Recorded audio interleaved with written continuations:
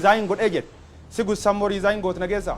gaafa fincaawa irratti nama 13 ajjeesan OMN hin gabaasine hogganaan OMN illee posting goone gaafas directly sitti jeesisiiseedhan nageessa gam dhugaa like obboleessa kiyya fahidhanii soddaa kiyya tokko fallee hidhanii abaa'olleen ganee kaafaa'olleen ganee opdiyoollee ganee galee siin jedhan gantu siin jedhan fudhatta yaada waan siin jedhan kan hogganuma isaanii keessaayyuu sagaleellee hin qabna magaala nageellee boorana fa'a liiban fa'a uumat gujii boorana farsiillee baay'inaan hidhamuu jiran hiwaata achi ibsa baasaa mootummaan federaalaa asii ibsa baasa haala san keessa gaafiti yana deebis jedhee irraa eeguu hin danda'u balleessa walqixxa hojjechaan turre abaa'oon bakka meeqatti yeroo meeqa split godhaa ture bar yeroo san hundaa piipittu mallaqa nyaachise akkami een waliin dorgomte fair and free board laallet nageessa yoo dhuga dubban hin jenneen arda warri dhiyaatu sun ibitta nageessa ummatin filaa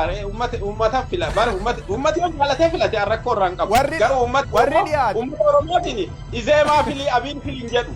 anun filu waan ta'eef ayyee ati miseensa sun keessattu fiyyuu hoommatte keeteette jijjiiruu dadhabdee bira baqatti al teette ammoo gaafa nami rogeeyyiin na waliin turte hedduun galtee bilisoomneerra jettu an cadhisee daawwachaa ture tokko gujii arsii kenname tokko boorana kenninaa mormitee uummata wal takaaftee wal nyaachiftee siin jedhan waan akkana tolchitee nageessa warri leenjisu seera kubbaa miilaa sirriif danda'a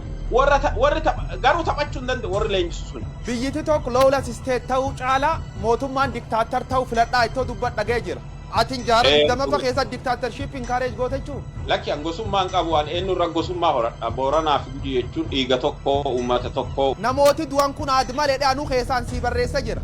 gabaasa amnes baas guddaa sun irra dubbatte nageessa sheenii malaammaltummaa ciccimaa jira yoo raga qabaata raga waan qabuuf hin maxxansinati dandeetti taphachuu dandeetti siyaasa taphachuu irra garuu garaagarummaa qaban badhaadhina caala gabaabsinatti hin fudhatu from one party to one person Abiy Ahmed imperialist style qabaadhan namoonni kun hedduun isaanii warruma duraan wanni wayyaanee keessa hojjetaa ture waan ta'eef akkaatuma duraan ittiin hojjetaa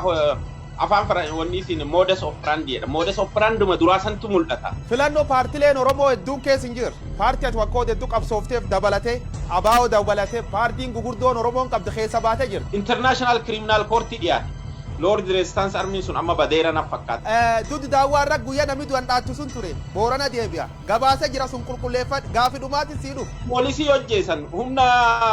addaa kana haa ta'u military defense force hojjeesan keessan galu ofiisi isaa 100 wacufamu boordii filannootti macha ture kaafaa'oon akkas jechaa ture hoggantooti olaanoon expect godhan hedduun hidha jirti hin beekti tanatilleen hin dubbanne gaafa san itti aanaa ni ture nama dhimmi mallatu hogganaan kiyya dubbateera ilaala laale an atabii waan deeggartuuf filuu dandeetu warri ammoo abii jibbu carraa warri qabizee maafameen maal ta'u waan baraafuu kaardii haa fudhatanu yoo fedhan filannoo buusuu dhiisuu danda'e itti dhiisuu danda'ani garuu